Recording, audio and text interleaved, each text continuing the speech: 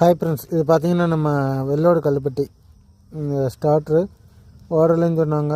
கீர்த்தி ரிலேக்குள்ளே கொஞ்சம் எறும்பு உள்ளே போய் உக்காந்து ரன்னிங் ஆகாமல் இருந்துச்சு. இதை பார்த்துட்டு இந்த தான் கீர்த்தி ரிலே இது உள்ளே எறும்பு உக்காந்துருந்துச்சு. அதை க்ளீன் பண்ணிவிட்டு போட்டுவிட்டு ரன்னிங் ஆகிட்டுருக்கு. இது பார்த்திங்கன்னா இந்த கிலோமீட்ரு போட்டிருப்ப 9.3 ஆம்பியர் எடுக்குது ஒரு பேஸு.